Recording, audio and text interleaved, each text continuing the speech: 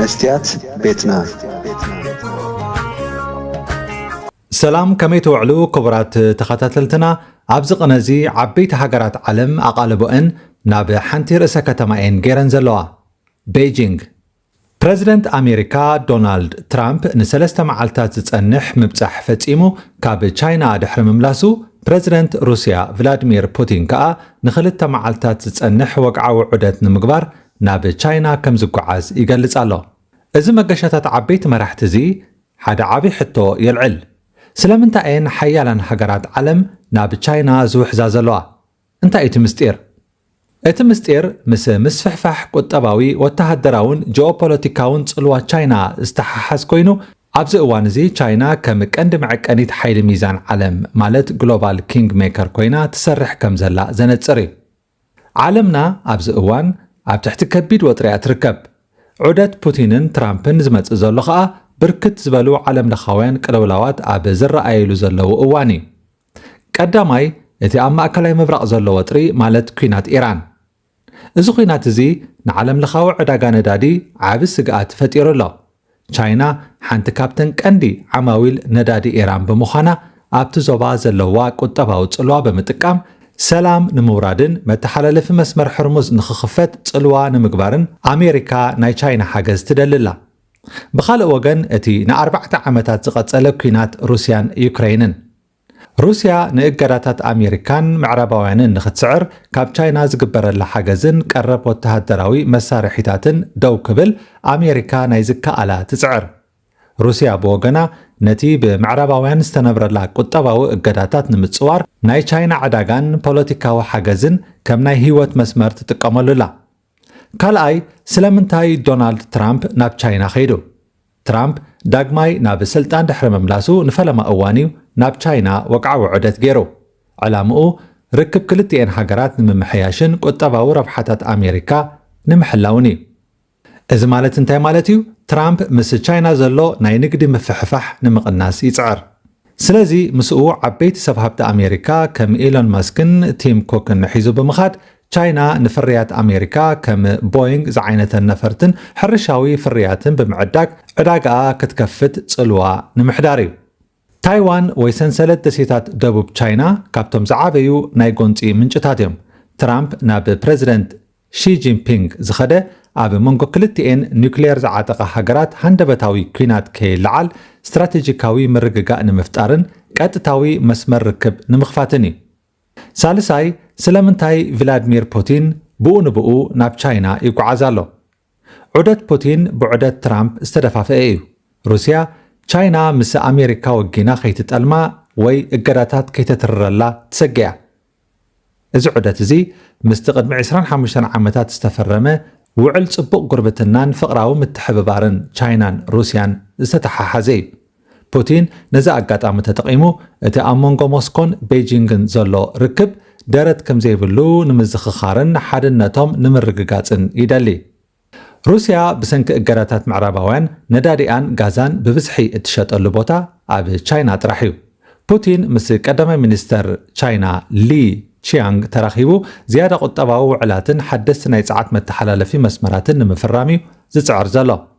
ራብዓይ እቲ ዓቢ ምስጢር ስለምንታይ ኩለን ሃገራት ናብ ቻይና ዘብዘብ ይብላ ኣለዋ ዝብል እዩ።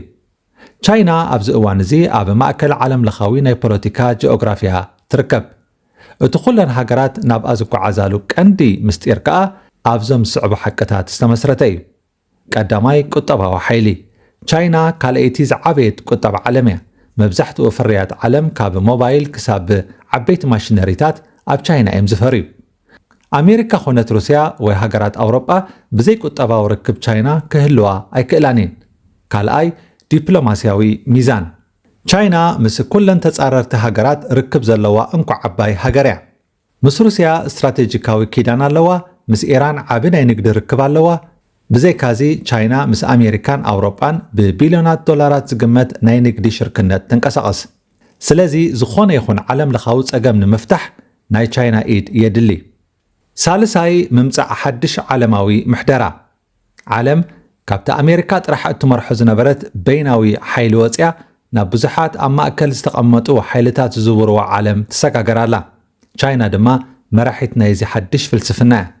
ብፍላይ ኣብ ደቡባዊ ክፋል ዓለም ዘለዋ ሃገራት ንቻይና ከም ንሓይሊ ምዕራባውያን ሚዛን ክትከውን እትኽእል ሃገር ገይረንን ዝረኣያ እዚ ኣብ ቤጂንግ ዝረአ ዘሎ ናይ መራሕቲ ምውሓዝ ቻይና ኣብ ዓለም ለኻዊ መድረኽ ክሳብ ክንደይ ወሳኒት ከም ዝኾነት ዘርኢ እዩ ኣሜሪካ ንሓይሊ ቻይና ንምግታእን ንምቁፅጻርን ክትፅዕርን ከላ ሩስያ ድማ ቻይና ከም ዋልታ ጌራ ክትጥቀመላ ትደሊ ቻይና ብወገና ነዚ ኣብ መንጎ ክልቲአን ሓያላን ሃገራት ዘሎ ምስሕሓብ ብምጥቃም ንገዛእ ርእሳ ከም ሓቀኛ መራሒት ሓድሽ ናይ ዓለም ስርዓት ጌራ ትቐርባላ እቲ ምስጢር እምበኣር እዚ እዩ ብዘይ ናይ ቻይና ሓገዝ ኣብዚ እዋን እዚ ዝረአ ዓለም ለኻዊ ኩናትን ቁጠባዊ ቅልውላውን ምፍታሕ ኣይከኣልን እዩ በዚ ምክንያት ሃገራት ኣዒንተን ናብ ቻይና ገፀን ከቋሙታ ተገዲደን ኣለዋ ኣሜሪካ ብዘይ ቻይና ቻይና ብዘይ ኣሜሪካ ክነብራ ኣይክእላን እየን ቻይና ኣብ ውሽጢ ሒደት ዓሰርተታት ዓመታት ካብ ድኻ ሃገር ተላዒላ ናብ ዝበፂሓቶ ዘላ ደረጃ ክትሰጋገር ዝኽኣለትሉ ምክንያት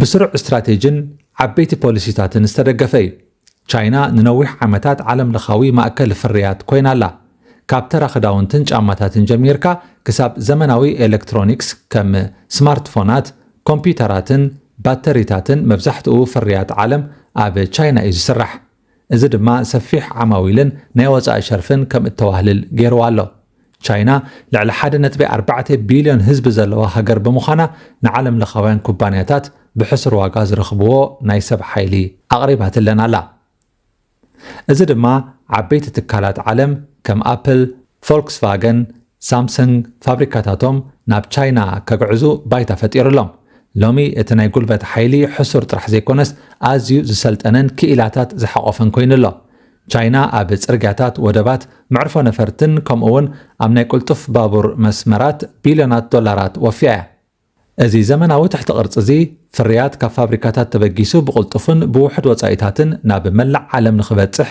ዓብ ሓገዝ ገይሩሎ ቻይና ካብ ናይ ካልኦት ሃገራት ፍርያት ምቕዳሕ ወፅያ ሕጂ ባዕላ መሃዚት ቴክኖሎጂ ኮይናላ ኣብ ከም ሰብ ሰርሖ ብልሒ ወይ AI 5G ኔትወርክ ክሳብ ኤሌክትሮኒክ መካይን ከም EVSን BYDን ዝኣመሰላ ኣብ ዓለም ቀዳማይ ደረጃ ሒዛ ትርከብ እዚ ናይ ቴክኖሎጂ ምዕባለ ድማ ቁጠባኣ ብልዑል ፍጥነት ንኽዓቢ ገይርዎ እዩ ቻይና ኣብ መላእ ዓለም ብፍላይ ኣብ ኣፍሪካ ኤስያን ላቲን ኣሜሪካን ዘለዋ ጽልዋ ንምስፋሕ ቢልዮናት ዶላራት ልቓሕ ብምሃብ ወደባትን መስመራት ባቡርን ተሃንጻላ እዚ ፕሮጀክት እዚ ንፍርያት ቻይና ሓደስቲ ዕዳጋታት ክፈጥር እንከሎ ነተን ሃገራት ድማ ብቁጠባ ኣብ ትሕቲ ቻይና ከም ዝጽግዓ ይገብረን ቁጠባዊ ስርዓት ቻይና ፍሉይ እዩ በንጻር ምዕራባውያን መንግስቲ ቻይና ኣብ ልዕሊ ዓበይቲ ባንክታትን ትካላትን ሓያል ቁፅፅር ኣለዎ እዚ ድማ መንግስቲ ንቁጠባዊ መደባት ርሑቕ መጻኢ ብዘይ ወላ ሓደ ፖለቲካዊ ዕንቅፋት ብቕልጣፈ ንኸተግብሮ ይኽእሎ ብሓፈሽኡ ቻይና